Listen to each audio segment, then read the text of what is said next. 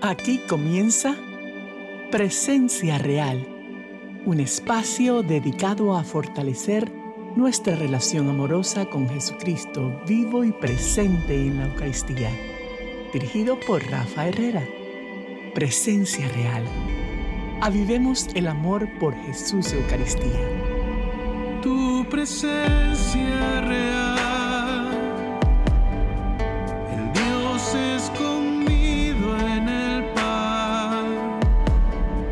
Misterio de vida en la Eucaristía. Amor tan completo y total. Presencia real. Tu presencia es real. Estamos transmitiendo por Radio Paz 830M 96.1 FM. Sean todos bienvenidos a su programa Presencia Real y queremos comenzar agradeciéndote a ti que en este momento nos estás escuchando en vivo, ya sea por Radio Paz o también por Inmaculada Radio y TV. Igualmente a todos aquellos que nos están viendo a través de nuestra plataforma en Presencia Real Oficial, a través de YouTube principalmente. Hoy, como todas las semanas, tenemos un programa realmente muy especial. Nos encontramos en vivo desde la Ermita de la Caridad del Pobre en Miami, en un lugar, la verdad, bien icónico, especial y hermoso, al cual si vives en el área, en el sur de la Florida, o si alguna vez piensas venir al sur de la Florida, sería interesante que vengas, porque además de su belleza, está también el día de todo el medio, un templo maravilloso en honor a nuestra Madre de la Caridad del Pobre. Nos acompaña el Padre Ángel Andrés González, quien en este momento es vicario aquí en la Ermita de la Caridad. Saludos, Padre. Buenos días. ¿Cómo nos encontramos? Muy bien, gracias. Para el episodio anterior estuvimos hablando un poco de la relación de la Cuaresma con la Eucaristía. Y entonces habíamos visto, hoy paseado un poco por todos esos puntos que tienen que ver con la exposición de la ceniza, si te ponías la ceniza, en qué forma, si no te lo ponías, qué podías hacer, ¿no? Y tuvimos una conversación muy amena con el diácono Juan González. Hoy, no son familia, pero son González. Sí. Y hoy hemos querido hablar con usted para que nos ayude en sí a hablar de lo que aquí nos invita nuestra iglesia durante esta Cuaresma. Bien. Bueno, la liturgia, toda la liturgia de la iglesia es muy pedagógica. Nos lleva de la mano y nos conduce para que podamos tener un encuentro verdadero con Cristo y nos preparemos para nuestra meta, que es la eternidad. Ese es el fin que buscamos todos. Y la liturgia, pues, durante todo el año nos va llevando a través de distintos momentos, centrándonos en distintos aspectos de la vida de Jesús, del misterio de la salvación, para que nosotros estemos todo el tiempo trabajando en nuestro interior, para que revisemos nuestra vida, para que hagamos como paradas y pensemos qué estamos haciendo, por qué estamos haciendo las cosas, cuál es nuestra meta, qué estamos mirando al final de nuestra vida, y así vayamos adecuando nuestros pasos, nuestro comportamiento, nuestras actitudes, de acuerdo a lo que realmente queremos. No nos vayamos desvirtuando porque realmente queremos, de aquello a lo que nos sentimos llamados, de lo que es verdaderamente importante para nosotros. Entonces la Cuaresma son 5 semanas, 40 días privilegiados que tenemos antes de la Pascua, que es la fiesta más importante de nuestra fe, la resurrección de nuestro Señor. ¿Sabes que luego del programa del episodio anterior, hubo una persona que me escribió, luego me llamó y hablaba de lo importante que era que aunque no te pongas la ceniza, tú podías vivir una Cuaresma? Pero eso me hizo pensar también algo, que quisiera que nos ayudara con este punto. O sea, ¿quiénes en sí estamos llamados? Porque si yo estoy bautizado dentro de la Iglesia Católica, porque soy católico. Ahora, pero a lo mejor estoy bautizado, hice la primera comunión, pero no asisto a misa, no estoy practicando, ¿verdad? O quizás nunca fui bautizado, pero estoy casado con mi pareja católica, ¿no? Y veo que ella va a misa, o a lo mejor no va tampoco. Pero en sí estamos llamados a este proceso de interiorizarnos nosotros mismos durante estos 40 días. Bueno, la conversión es para todos. Dios quiere que todos los hombres se salven y lleguen al conocimiento de la verdad. De esa verdad que nos dice la Sagrada Escritura. Por lo tanto, todos estamos llamados a dar siempre un paso hacia adelante, no importa en el nivel en el que estemos. Por supuesto que los católicos, los bautizados, los que estamos dentro de la iglesia, los que lo tenemos ahí, pero lo tenemos que dar todos. Y de alguna manera, pues las celebraciones, los signos son para todos. Por eso llama mucho la atención en la iglesia todo lo simbólico, ¿no? Y la ceniza es algo que buscan muchas personas, aun cuando no van a la iglesia, cuando están bautizados, se les da a todos. Pero siempre es bueno explicar bien el sentido que tiene, que un signo, como lo dice la palabra, significa, es decir, hay algo detrás, que es lo más importante. Lo exterior, pues marca una intención, un deseo, algo que voy a hacer, pero no es lo más importante lo que se ve fuera. Si alguien no se puede poner la ceniza por alguna razón, como decía, no pasa nada. Lo importante es la disposición a que me siento que soy nada, que soy polvo si no tengo a Dios en mi vida. Necesito buscar esa trascendencia que para nosotros los cristianos nos ha revelado Dios Padre a través de su Hijo. Hay un punto bien importante en esta Cuaresma, ¿no? Y se me une a lo que sí, cómo podemos hacer nosotros concretamente esta conversión, ¿no? ¿Quién nos llama a la iglesia para que nosotros realmente veamos un poco hacia adentro, ¿no? Pero también eso se me une a ese punto de que tomamos también por romano y aprovechamos la Cuaresma para hacer dietas, por decir algo. En sí, ¿cómo podemos nosotros concretamente mostrar ese deseo de cambio? Hay tres prácticas, tres ayudas que el mismo Jesús nos dice en el Evangelio, lo leemos el miércoles de ceniza, que son el ayuno, la oración y la limosna. Pero que son cosas que si las vivimos así literalmente, tengo que ayunar, tengo que quitarme alimentos o hacer dieta, podría ser lo mismo. Si no lo vivimos con un verdadero sentido, pues no nos lleva a nada, ¿no? Tengo que dar limosna, pues a dar porque tengo que dar. Y si doy de lo que me sobra, pues cumplo con ese deber y ya. Y la oración igual, bueno, pues repito oraciones, hago un cumplimiento de decir una serie de oraciones en el día, en determinado momento. No hago nada si no vivo las cosas de verdad por una necesidad, como una respuesta a una llamada a crecer. Es como tenemos que vivir. Así es, súper interesante esos tres puntos, o sea, el ayuno, la oración y la limosna. Son esas tres cosas que en sí podemos realmente, concretamente decir, ¿sabes qué? Quiero irme a Cuaresma, agarremos esas tres cosas. Ayunar, como bien lo decía usted, pero ahora se me ocurre esta interrogante que también tenemos muchos feligreses en relación a la carne. Por ejemplo, ¿debo comer carne? ¿Qué días como carne? O si es realmente importante, ¿quiénes están llamados a este tipo de abstinencia? Sí. Bueno, la norma de la iglesia, la disciplina que nos propone la iglesia, todo lo de la iglesia es una propuesta. Tú quieres ser bueno, tú quieres crecer, tú quieres acercarte a Cristo, yo te propongo este camino, ¿no? Así son los mandamientos de Dios. No es, tienes que cumplir esto porque yo quiero, ¿no? Tenemos libertad. Pero si tú quieres llegar a una meta, si tú quieres llegar a un punto, yo te ofrezco el camino para que te sea más llevadero, para que eso te ayude.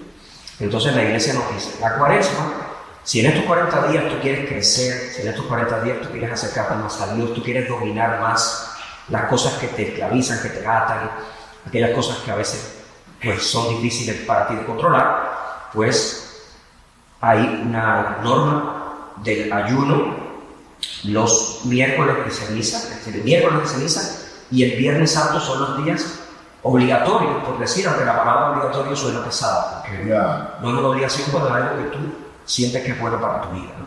El médico, muchas veces decimos, el médico me ha quitado tal alimento, el médico no te lo ha quitado, el médico te ha ofrecido la posibilidad de tener mejor salud si haces esto. O que independientemente, aunque el médico te lo quite, allá tú verás si te lo Eso, toma. no te lo quita, te recomienda, si tú quieres tener salud, quieres vivir mejor, más, sin dolor, pues puedes hacer esto.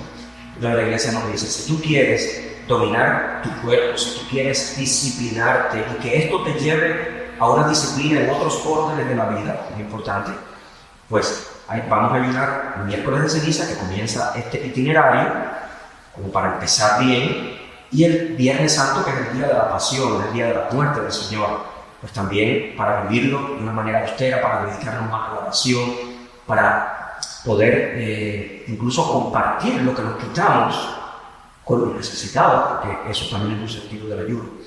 Y luego la abstinencia, estamos pues invitados, para no decir obligados, a la abstinencia el miércoles de ceniza también, y todos los viernes de la cuaresma hasta el Viernes Santo. Es decir, miércoles de ceniza y Viernes Santo, ayuno y abstinencia.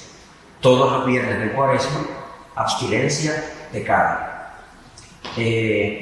Esto obliga, dentro de la norma de la iglesia, a todas personas adultas, a partir de 18 años hasta los 59, y no obliga a los menores, a los mayores de 60 años y a los enfermos, porque Dios no quiere que nadie esté mal. Claro.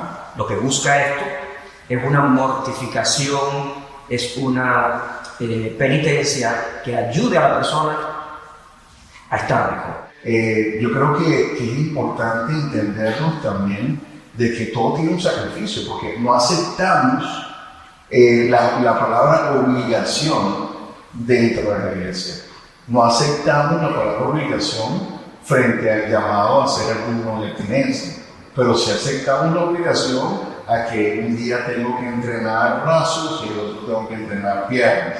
Si aceptamos que no debo comer carbohidratos después de las 7 de la noche, o sea, son obligaciones que asumimos. Entonces digo esto porque realmente el mundo nos grita un mensaje completamente diferente a lo que realmente nos llama Jesús. Entonces, a veces nos sentimos mal por la palabra obligación dentro de nuestra iglesia, pero es como bien lo dice usted, es un llamado realmente a que caminemos juntos dentro de todo esto. Si es una obligación desde un punto de vista, sí, como hacemos también con nuestros hijos en nuestra casa. ¿Ok? La palabra obligación, yo soy padre de esta generación y aún así hay cosas que en mi casa hay que cumplir, ¿verdad? Y no me da pena decirlo a los hijos, no, es que es una obligación. Tienes que sacar la basura este día y este día es parte de tu tarea dentro de la casa, un ejemplo, ¿no? Entonces no hay un maltrato detrás de todo eso, sino simplemente una invitación. A veces confundimos lo que significa la libertad, que es un don que Dios nos ha dado a todos. Yo no soy especialista en moral para explicarlo bien, pero dicho así de manera sencilla, la libertad es siempre para elegir el bien. A veces creemos que la libertad es la posibilidad que yo tengo de elegir el bien o elegir el mal. Cuando elijo el mal, no soy libre. Entonces no estoy usando la libertad que se me dio para elegir el bien. Estoy abusando de la libertad. Y es lo que muchas veces llamamos el libertinaje. Entonces, yo soy libre porque yo puedo hacer lo que yo quiera en el momento que quiera. Eso no es libertad. Libertad es elegir siempre lo mejor. Así es. Estamos transmitiendo por Radio Paz 830M 96.1 FM y también por Inmaculada Radio y TV desde Atlanta, Georgia. Estamos conversando con el padre Ángel Andrés González desde la Ermita de la Caridad en el sur de la Florida y estamos hablando de lo que es la Cuaresma, ¿no? Y cómo podemos vivir esta Cuaresma. Pero antes de continuar, padre, quisiera hablar un poco de usted. Y en sí me gustaría saber, porque es interesante que todas las personas que nos escuchan también conozcan un poco de nuestros sacerdotes, ¿no? ¿Quién es el padre o quién es Ángel Andrés González? Bueno, utilizando un término que usamos mucho en Cuba, soy un guajiro. Fui un muchacho de campo en el norte del oriente de Cuba, en Holguín, que nací en el año 1978, y nací en una familia que, como la mayoría de las familias cubanas, tiene fe popular, pero no eran prácticos en la iglesia. Y aprendí a rezar con mi madre en momentos difíciles, en tormentas. Me bautizaron muy pequeño por una promesa que hizo mi madre, algo también muy de la devoción popular, una promesa si nacía bien, porque tuvo problemas en el parto, pues me llevarían al Cobre, al santuario de la Virgen, para bautizarme, y me bautizaron a los 2 años en el santuario del Cobre. Ahí comenzó mi relación estrecha con la Virgen María. Hay como muchos aspectos en mi vida que están marcados por la presencia de la Virgen, porque comencé mi vida como cristiano siendo bautizado en el Cobre. Después, cuando me ordenaron sacerdote, sin ser de la diócesis donde está el Cobre, pues providencialmente tuve que irme de emergencia, recién ordenado, a ayudar a un sacerdote en el santuario del Cobre, y comencé mi ministerio sacerdotal a los pies de la Virgen en el santuario del Cobre. Y luego aquí en la arquidiócesis de Miami, que estoy pues desde hace poco tiempo, el primer encargo que me da el arzobispo es el santuario de la Virgen de la Caridad. Y ahora mismo nosotros estábamos conversando, arreglando aquí digamos este escenario para tener esta bonita plática, y mira lo que hicimos sin saber lo que estamos hablando. Pues una imagen de la Virgen estuvo siempre detrás de mi cama desde niño, porque se la regalaron a mis padres el día de mi bautismo. En el año 86 en Cuba hubo un encuentro de la iglesia que se llamó el Encuentro Nacional Eclesial Cubano, que fue como para tratar de vivir lo que había sido el encuentro de Puebla en América Latina, pero de la iglesia en Cuba, por las razones que conocemos, estuvo un poco detrás de todo, no se enteró la iglesia en Cuba de lo que había sucedido. Y en ese Encuentro Nacional Eclesial Cubano, pues la iglesia despertó, había sido fiel durante todo ese tiempo del Estado marxista y con todo lo que la iglesia tuvo que sufrir, pero decidió no seguir encerrada dentro de los templos como querían que estuviese, sino salir con los pocos medios que tenía, con los pocos agentes de pastoral, a hacer misión. Y en la capillita de mi pueblo, que se abría una vez al mes y había murciélagos en el techo, pues empezó a ir un sacerdote con más frecuencia, empezó a llegar a las casas, a hacer misión puerta a puerta, y llegó a mi familia. Habíamos perdido a mi abuelo, invitó a la familia a una misa por mi abuelo, y empezamos a ir a la iglesia. Yo pequeño, no iban niños, pero todo me empezó a llamar la atención. Y después, bueno, pues pasaron muchas cosas. Un sacerdote muy santo se empezó a encargar de aquel pueblo, y yo empecé a ver en él, según yo me iba formando para mi iniciación cristiana, hacer la primera comunión, integrarme a la vida de la iglesia, me llamaba la atención poderosamente la figura del sacerdote. Y yo quería seguir su ejemplo.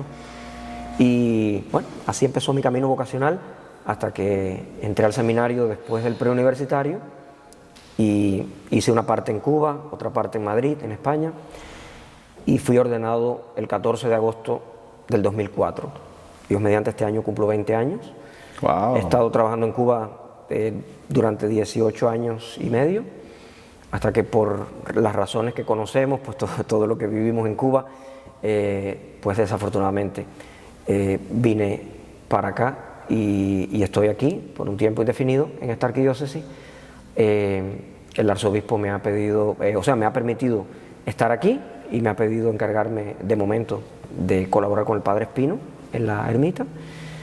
Y bueno, pues, qué bendición, haciendo lo que, Padre, ¿y tienes lo que el Señor me pide. Tengo una hermana. Okay. O sea, que eres el único varón de eso. Y aún así, bueno, el Señor te llamó. ¿Y mamá qué dijo? Bueno, cuando yo le comuniqué que iba a entrar al seminario, mi mamá siempre me apoyó. Mi papá fue un poco el que tuvo un poco de rechazo al principio. Me dijo palabras muy duras, pero las cosas de la vida. Pasó un tiempo y no sé cómo, yo estaba en el seminario en Santiago de Cuba, mis padres iban, el Día de las Madres, se hacía una actividad y se invitaba a los padres. Iban pues los padres de todos los seminaristas y teníamos allí 3 días donde les enseñábamos el seminario, convivían con nosotros, ellos compartían con los padres de los otros seminaristas y esas cosas fueron cambiando la visión de mi padre. De tal manera que cuando yo terminé el seminario, la primera etapa, mi papá ya iba a la iglesia, Wow. era misionero, se iba con el sacerdote a campos por ahí en un carretón tirado por caballos, él lo ayudaba y bueno, a partir de ese momento ya toda mi familia empezó a ir a la iglesia. Son esos regalos que Dios hace, que uno no sabe cómo Dios va trabajando, pero mi padre, que al principio llegó a decir, esto no te lo perdonaré nunca, o sea, no estaré nunca de acuerdo, ¿no? Con esto. Tú lo harás porque eres libre, pero no estaré nunca de acuerdo. Llegó un momento en que supo decirle a otra persona, la felicidad de mi vida es que mi hijo es sacerdote. Wow. Así Wow, es. qué increíble, qué hermosura, Padre. De verdad me tocan mucho tus palabras. Padre, la presencia real de Jesús en la Eucaristía en tu vida. ¿Cómo fue ese proceso de encuentro como hombre, luego sacerdote, seminarista, sacerdote, con realmente entender de que en ese trozo de pan vive nuestro Señor? Sí. Mira, esto es una experiencia que a veces uno no la puede explicar con palabras, es decir, dar argumentos así. La teología explica muy bien lo que sucede y lo que creemos, pero Dios trabaja en nuestros corazones y nos hace sentir esa plenitud que uno a veces no sabe explicar con palabras. Entonces, ¿cómo fue siendo ese proceso? Siempre la Eucaristía fue algo que me llamó la atención. Recuerdo que en mi pueblo había iglesias de distintas denominaciones evangélicas, tenía familiares y amigos muy cercanos que me invitaron cuando yo estaba en mi proceso de descubrimiento de la fe. Me invitaron a otras iglesias donde vecinos, amigos estaban yendo, tenían quizás un movimiento mayor de jóvenes, se movían muchos recursos. Sin embargo, siempre encontré un vacío en esas visitas que hice, que bueno, agradezco mucho haber ido porque para mí la Eucaristía tenía un valor incalculable, era algo tan atractivo, era algo tan envolvente, ¿no? Era algo que llegaba tanto al corazón y que en aquel momento quizás no lo percibía con tanta claridad, pero después poco a poco en mi formación cristiana y ya luego sacerdotal pues lo fui percibiendo, la dimensión que tiene en la vida la Eucaristía. Es decir, que no es solo el momento sacramental, el hecho litúrgico de la misa, sino que esa es la fuente. Esa es la fuente que emana y corre, como decía San Juan de la Cruz.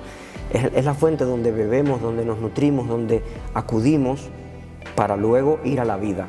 Porque la Eucaristía está en todo, está en la palabra con la que tratas a una persona, está en el gesto caritativo con alguien, está en la mirada compasiva, está en el perdón de la Eucaristía, está en la bendición a los nuevos esposos, es decir, está en todo, porque la Eucaristía es el darse, la Eucaristía es el morir para tener vida, es todo lo que hemos hablado de la mortificación, del renunciar a unas cosas para darle valor a lo importante. Y entonces esa presencia de Jesús tiene que ser el centro de todo, de lo contrario nada tiene sentido. Es un momento importante para preguntarle a todas las personas que nos están escuchando, porque muchos de los que nos están escuchando y viendo a través de YouTube han caminado con nosotros alrededor de aproximadamente 30 episodios, ¿no? Donde hemos hablado de esto de la presencia real. Y acabas de decir algo, Padre, muy importante, que no basta con el concepto, porque decir Jesús está vivo, entenderlo y repetirlo, creo que teníamos una cápsula donde decíamos que es fácil repetir como loro, ¿no? Y es un poco lo que vive la realidad de nuestra iglesia dentro de Estados Unidos y estoy seguro que en muchas partes del mundo, ¿no? El gran porcentaje de católicos que vamos a misa y no creemos en la presencia real. Cuando hablamos no es que no creemos en Dios, sino que no reconocemos que realmente en ese momento, a través de la transubstanciación, es el cuerpo de Cristo lo que estamos recibiendo. Entonces es un buen momento para preguntarte. Sé que muchos de ustedes me han escrito y me han dicho, oye, la verdad que tú realmente crees que es una presencia real, porque para mí significa, hay otros que dicen que empiezan a sentir esa curiosidad, ¿no? ¿Qué le diría usted, padre, a todas estas personas que nos están escuchando, que aún así, ya va, no entiendo, para mí representa el cuerpo de Cristo, porque yo creo en Dios que está en el cielo, representa, pero no entiendo y no reconozco que realmente estoy frente a Dios mismo? Sí. Yo creo que basta ver el testimonio de lo que ha vivido la Iglesia a lo largo de los siglos y cómo las personas se transforman a partir del contacto con esta presencia real de Cristo en la Eucaristía. Como esto es lo que mantiene viva la Iglesia, es decir, es la presencia de Jesús que está ahí, que ha querido, porque la encarnación es eso, y a veces nos cuesta entender lo nuclear del misterio de la encarnación. No sé, estamos dispuestos a creer todo lo demás, pero como que el Dios todopoderoso ese en el que yo creo se hace tan pequeño y tan palpable, y podríamos decir hasta se hace comestible, ¿no? Es decir, nos cuesta creerlo, pero es que ese es el misterio de la encarnación. Si nosotros no creemos en el misterio de la Eucaristía, en que Dios tiene el poder de inventar lo imposible, Él que lo ha hecho todo, ¿no? Lo que parece imposible para los ojos humanos, pues entonces qué difícil será creer en cualquier cosa, ¿no? Porque ese es el Dios que se nos ha revelado, el Dios que siendo tan grande se hace pequeño y está presente en un pedazo de pan y en un poco de vino. Y bueno, está el testimonio de todos los santos. Yo creo que hay muchos milagros eucarísticos, pero no creo que lo que defina la verdad y lo que realmente ayude sea buscar lo extraordinario, ¿no? Lo extraordinario es dado en un momento determinado de la historia, en un lugar, como un don, como un regalo, como un aporte, digamos, pero no es lo que lo define. A veces lo verdaderamente extraordinario es lo cotidiano, es lo ordinario. Por eso Jesús nació en medio de lo cotidiano, en la vida normal de un pueblo, cumpliendo las leyes de un gobierno, ¿no? En aquel momento, en un lugar pobre, en un lugar sin recursos. No fue a un palacio lleno de oro y de destellos, ¿no? Sino que toda la vida de Jesús fue así, como para mostrarnos que lo verdaderamente importante no está en lo extraordinario, no, lo extraordinario está en lo importante, que es lo cotidiano, que es lo normal. Entonces, bueno, por supuesto la fe es un don y hay que pedirlo, y hay que, cuando uno recibe, pues digamos esa chispa de fe, hay que alimentarla y hay que cuidarla para que crezca. Entonces las personas que están en el camino de la fe, no, yo digo, no se desanimen, hay que orar mucho, hay que hacer mucha oración ante la Eucaristía, hay que pedir el don de tener esa revelación interior. Amén. Para apreciar, aprovechar lo que tenemos delante. Es que es un regalo, ¿no? Es un regalo. Yo creo que muchas veces sucede también con el milagro de la vida. A veces como es algo cotidiano lo vemos por encima, pero realmente cada vez que nace un bebé, y si tú eres padre y tienes la oportunidad y tú dices, Dios mío, no entiendo cómo este ser humano viene de mí mismo, ¿no? Cómo fui yo aquí parte de tu creación, de alguna forma, ¿no? Entonces es como una gracia despertar y ver en tus hijos, verte a ti mismo reflejado en tus hijos. Y creo que, Padre, de verdad que te doy gracias por lo que estás hablando, porque el poder reconocer con humildad frente al mismo Santísimo, y es una de las invitaciones que siempre estamos haciendo: acude, visita a tu iglesia, a tu capilla de oración, y de repente, si no crees, Señor, dame la fe para creer realmente en tu presencia en este momento y reconocerlo. y es excelente este momento para invitarte a ti que nos escuchas. Habíamos hablado en episodios pasados de invitarte a comprometerte a asistir a una capilla de adoración, y quizás esa voz te está sonando adentro, ese fuego, pues quizás este sea el momento. Ve y con confianza di, no sé, a veces no sé si realmente estás tú o no estás ahí. Y también me agarro de lo que estaba hablando, Padre, de no quedarnos en lo extraordinario, o como también yo digo a veces en lo romántico, ¿no? De querer ver dentro en la hostia la nariz, el ojo, la oreja, y mira, yo vi, mira cómo se le ponen por aquí el cabello, ¿no? Entonces queremos caer en realmente una creencia que no es a lo que nuestra iglesia realmente nos invita, ¿no? Claro, sí. Muchas veces nos fanatizamos con las cosas de la fe, y esto pues es triste que pase, ¿no? Estamos hablando de que la presencia de Jesús en la Eucaristía es una presencia a través de los signos del pan y del vino que mantienen pues la forma, por eso le llamamos así las formas de la Eucaristía. Entonces ya intentar buscar una cosa sobrenatural en cuanto a ver, yo creo que hay un poema que es la secuencia del Corpus Christi, el día del Corpus Christi, ¿no? Que está en el leccionario de la Iglesia, que es de Santo Tomás de Aquino, me parece, si no me equivoco, que va describiendo pues todo lo que es la Eucaristía. Entonces va diciendo de una manera muy bonita, no te preocupes cuando solo se parte lo exterior, en cualquier fragmento está la presencia de Cristo. Si se da la comunión bajo una sola especie, están las dos especies, porque es que esa presencia trasciende a lo material. Correcto. Y es lo que pues muchas veces estamos tratando de buscarle, decimos, la quinta pata al gato, ¿no? Así es. Tratando de buscarle a todo una explicación. El misterio de Dios pues no tiene todo una explicación o como nosotros la queremos diseñar. A todo le queremos buscar siempre una explicación al mínimo detalle, ¿no?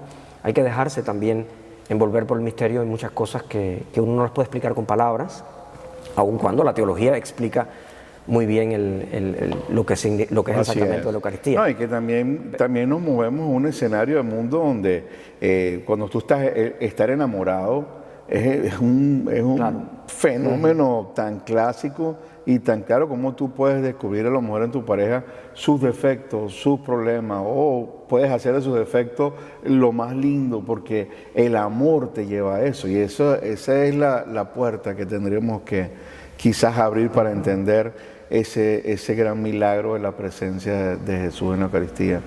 Antes de la pausa que habíamos hecho, Padre, nos habíamos quedado en esto del sufrimiento, ¿no? Durante toda la Cuaresma y la mortificación. Es interesante ver cómo en esta Cuaresma o en la Cuaresma estamos llamados a caminar 40 días quizás de desierto, ¿no? Para poder llegar al gran día. Y dentro de todo esto nuestra iglesia tiene muchos ritos y muchas cosas especiales, que es interesante que las personas que nos escuchan lo entiendan, ¿no? Y por ejemplo, me imagino que muchos se imaginan qué es ese humo que a veces se usa dentro de la iglesia, que es el incienso. En sí, el incienso, ¿qué significa? Bueno, el incienso es una resina aromática que se ha usado desde la antigüedad, que cuando se pone en el fuego, pues desprende un humo aromático, ¿no?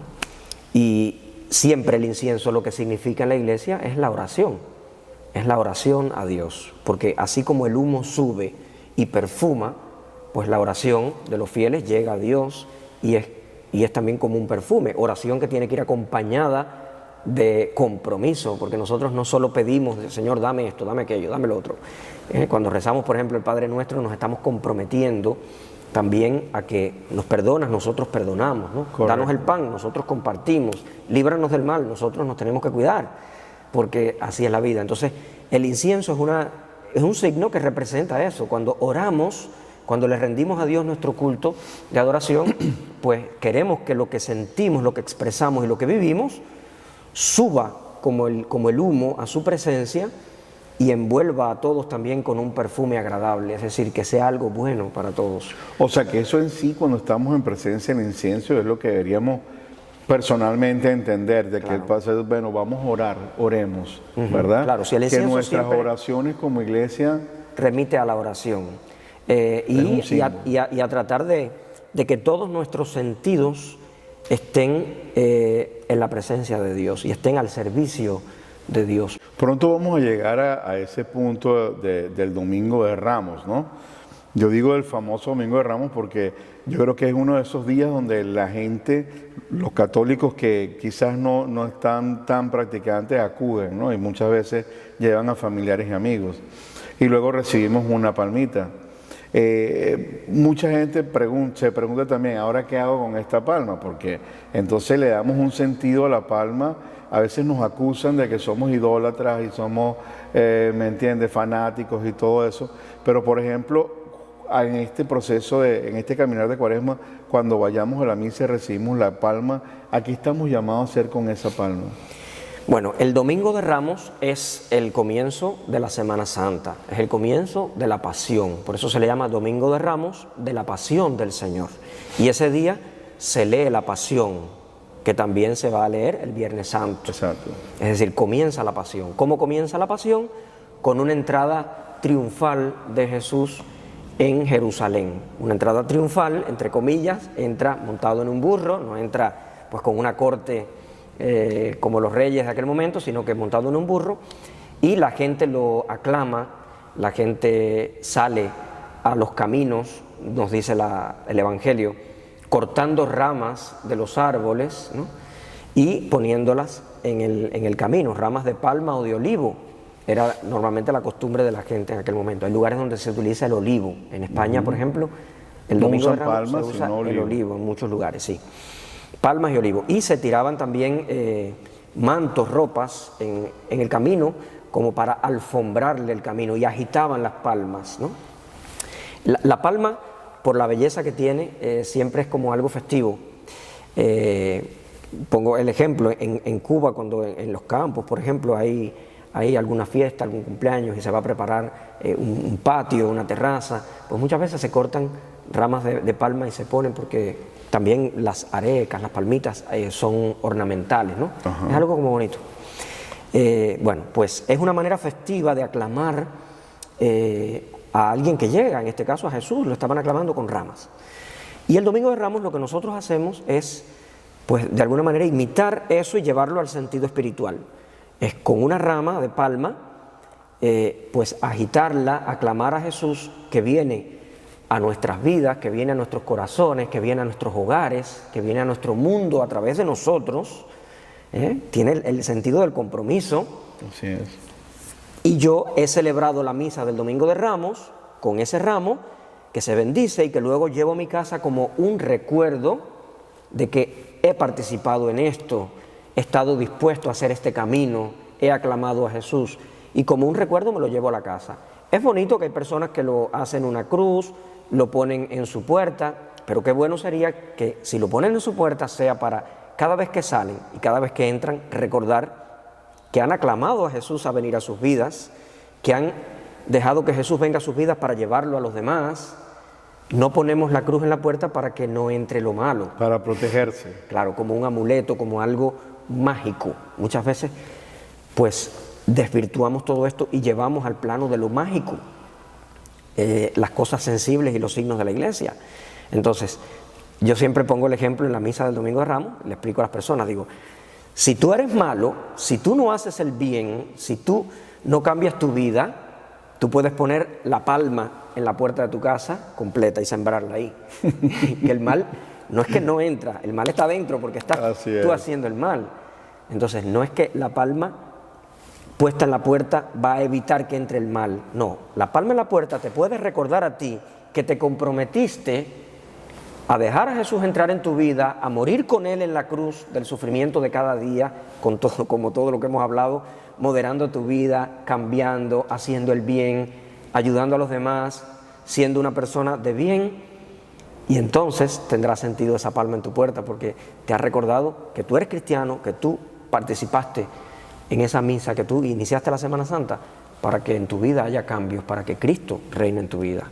De lo contrario, Exacto. no tiene sentido. Lo más importante no es la palma, si es grande o la cruz te quedó grande o pequeña, sino lo más importante es realmente lo que tienes en el corazón. Claro, o si no la llevas o si no la tienes, no pasa nada, porque no pudiste ese día por alguna razón, estás enfermo, no fuiste a la misa, no pasa nada, porque no tienes la palma o porque no tienes la ceniza del miércoles. Son signos que si participas en la liturgia, los recibes como una señal y un compromiso.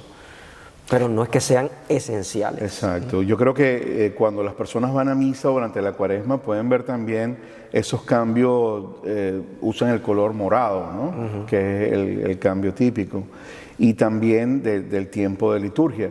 Pero también los cantos están más lentos, porque muchas veces si tú vas a llevar a alguien a la iglesia durante Cuaresma, en un domingo regular, te vas a topar con una ceremonia mucho más, llamemos... austera, más tranquila, sin mucha alabanza y sin mucha decoración, ¿no? Entonces eso es lo que normalmente vemos durante los 40 días, pero el Domingo de Ramos es una de esas excepciones, ¿no? Donde sí hay una música, un momento más de alabanza y para recibir a Jesús, que celebramos eso. ¿Qué otro cambio vemos? Habíamos hablado de este Domingo de Letaro. Sí, bueno, sí, durante la Cuaresma, que es un tiempo de penitencia, de preparación, es un tiempo de espera, como lo es también el Adviento, utilizamos el color morado, que es ese color que marca un camino penitencial de preparación y de espera. En el Adviento para la Navidad y en la Cuaresma para la Pascua. Todo en la Iglesia pues apunta a ese despojamiento, ¿no? A ese quitar lo que no es esencial y dejar las cosas esenciales. Ahí está la austeridad, porque eso es lo que hay que hacer adentro. Entonces todo lo que hacemos afuera, en el exterior, tiene que significar lo que vamos a hacer adentro. Okay. Si no lo hacemos dentro, no tiene sentido que lo hagamos fuera. Entonces por eso se limitan la ornamentación de las flores, se trata de poner pues todo lo más austero en la iglesia. Los cantos pues deben ser también son cantos de penitencia, pidiendo perdón, no se utiliza los instrumentales dentro de la misa solo para sostener el canto, no se canta el aleluya, no se canta el gloria, porque son expresiones de gozo que aunque Cristo está resucitado, nosotros estamos recordando que hay que pasar por la muerte, que hay que pasar por la renuncia, que hay que pasar por el sacrificio para luego cantarlo con verdadera fuerza y sentido en la Pascua y saber que para llegar a la gloria hay que pasar también por la cruz, ¿no? Todo es educativo, es pedagógico y nos va ayudando. Entonces también dentro de la Cuaresma hay un domingo que es el domingo que le llamamos Letare, el domingo de la alegría, o como en Adviento está el domingo Gaudete, que es el domingo del gozo, ¿no? Son palabras en latín, letare, alégrate, gaudete, llénate de gozo, ¿no?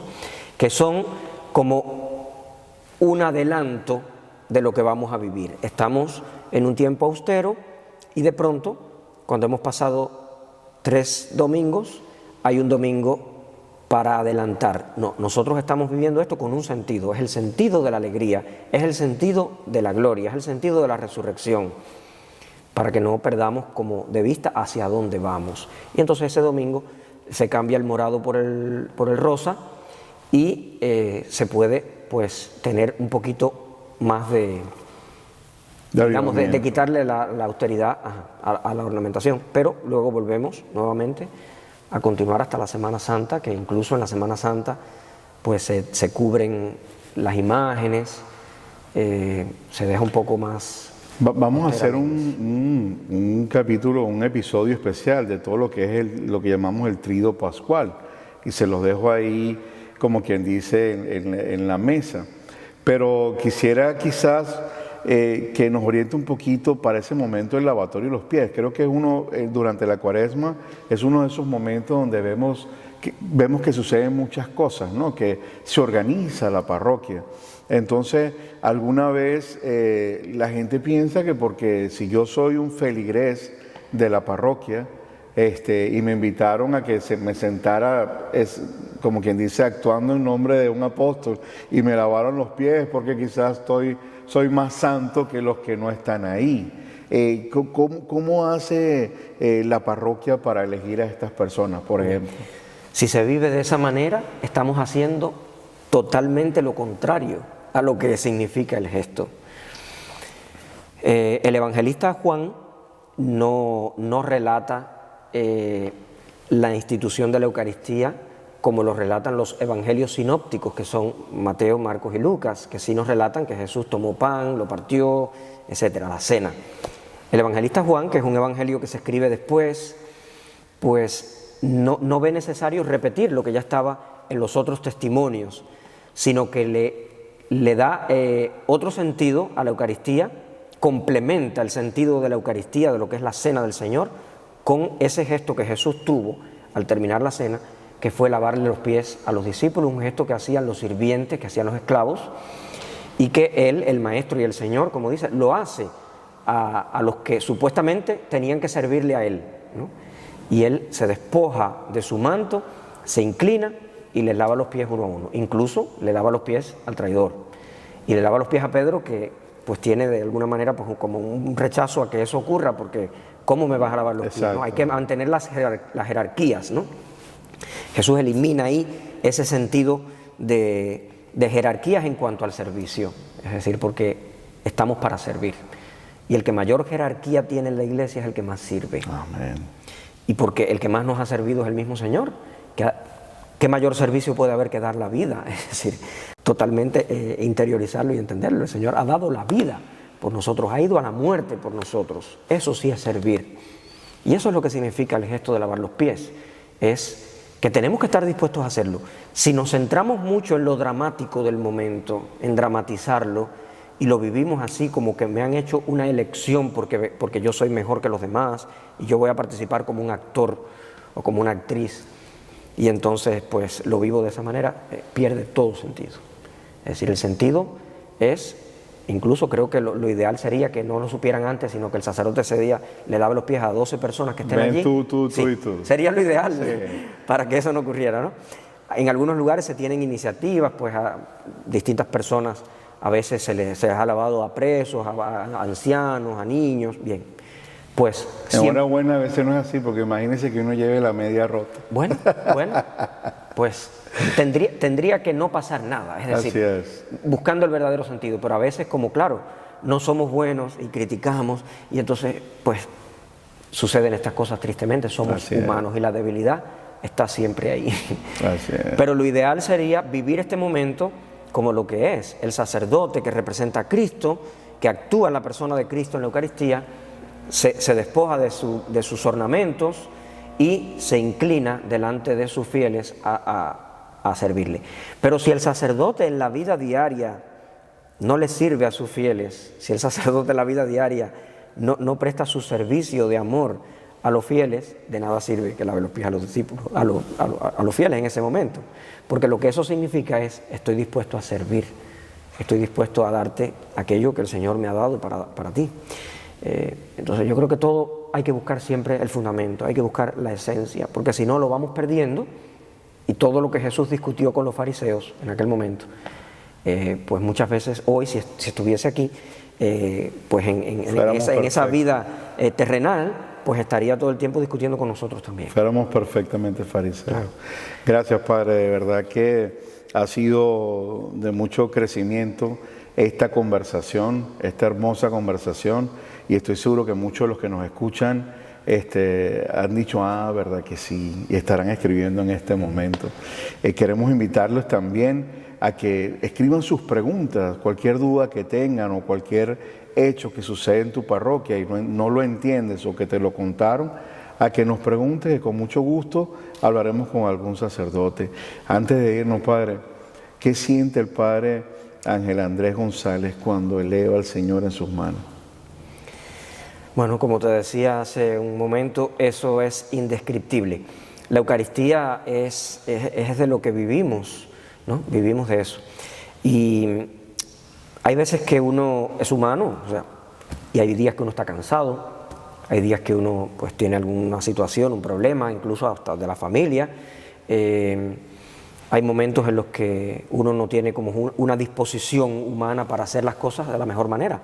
Sin embargo, yo la experiencia que tengo esa experiencia de que en los 20 años que voy a cumplir siendo sacerdote, el momento de la Eucaristía es algo sublime que lo transforma todo. A veces hasta en broma uno dice, vamos a hacer la Eucaristía más breve, vamos a terminar más temprano, porque por alguna razón, y quizás ese es el día en que más demora, porque no eres tú. Cuando realmente te ofreces a Dios, Dios te toma y Él hace su trabajo. Y entonces pasa mucho, y esto es una anécdota que pues muchos sacerdotes también a veces lo dicen, yo lo he experimentado. Haces una homilía y crees que has dicho cosas muy lindas y muy importantes y no pasó nada. Y un día que te sientes que no estás lo suficientemente preparado, pero lo has vivido con amor y con entrega, hay muchas personas que se acercan y te dicen, Padre, qué bueno eso que ha dicho, cómo me ha servido, gracias por su homilía. Y yo, bueno, porque no eres tú, ¿no? Constantemente es decirte, no eres tú, no es tu obra, no es tu inteligencia, no es tu sabiduría, no eres tú que caes bien, no, es el Señor el que obra a través de ti, que eres un pobre instrumento. Y creo que eso, pues, es algo grande. Y el momento de la Eucaristía propiamente, el momento de la fracción del pan, tristemente, a veces, como el momento de la fracción del pan, que es tan importante, está después de la paz, del rito de la paz. No siempre los fieles viven ese momento como lo que realmente significa, sino que las personas están todavía saludándose, se está cantando el Cordero de Dios y las personas están un poco volviendo, ¿no?, a la concentración. Pero qué momento tan hermoso, porque es ese cuerpo de Cristo que se parte y se reparte y nos invita a nosotros también a partirnos y a repartirnos. Es decir, tiene que haber una fracción, tiene que haber un dolor, tiene que haber un sufrimiento para que la vida tenga sentido. Y creo que es que todos los signos de la liturgia son maravillosos cuando se viven con verdad. Y esto unido al sacramento de la reconciliación, que es otro tesoro que tenemos los sacerdotes, porque nos hacen ver ahí palpablemente cómo la misericordia de Dios se derrama con abundancia y pasa por nuestras vidas, ¿no? Lo que quizás yo como humano no perdonaría, Dios lo perdona, y por eso me enseña a perdonar y me enseña a ser más misericordioso y a comprender al ser humano, ¿no?, desde la perspectiva de Dios. Y creo que eso es una grandeza que tenemos, que bueno, yo particularmente le doy gracias a Dios por fijarse en mí. Gracias, Padre, gracias por tu disposición, por tu prédica. De verdad que ha sido un placer. Esperemos que podamos repetir esto en otro momento también. Y bienvenido a la arquidiócesis. Yo soy simplemente un feligrés, pero en nombre de todos los feligreses católicos que asistimos a misa, es una nota, como decimos los venezolanos, contar con sacerdotes llenos del amor de Dios. Así que aquí seguiremos caminando en este camino de evangelización. Muchas gracias, ha sido un placer. Padre. Estamos transmitiendo por Radio Paz 830 AM, 96.1 FM y también por Inmaculada Radio y TV desde Atlanta, Georgia. Estamos felices de haber compartido este momento tan hermoso. Vienen cosas maravillosas, pero te pedimos que por favor te suscribas a nuestro canal Presencia Real Oficial, y ahí podrás encontrar y revisar cualquiera de los episodios anteriores, y podrás también, suscribiéndote, recibir también la notificación de cada vez que estamos al aire con este contenido positivo. Seguimos orando para que cada una de las personas que nos escuchan se acerquen a la capilla de oración más cercana que tengan en su parroquia o en cualquier parte en donde te encuentres, y preséntate al Señor y dile: aquí estoy, Señor, aumenta mi fe, quiero creer en ti, y eso basta. Este es Rafa Herrera, y que Dios les bendiga sus vidas, sus hogares y todos sus proyectos. Radio Paz presentó Presencia Real, un espacio dedicado a fortalecer nuestra relación amorosa con Jesucristo vivo y presente en la Eucaristía. Dirigido por Rafa Herrera. Presencia Real, Mientras llega nuestro próximo encuentro, visitemos las capillas de adoración de nuestras parroquias. Avivemos el amor por Jesús Eucaristía. Presencia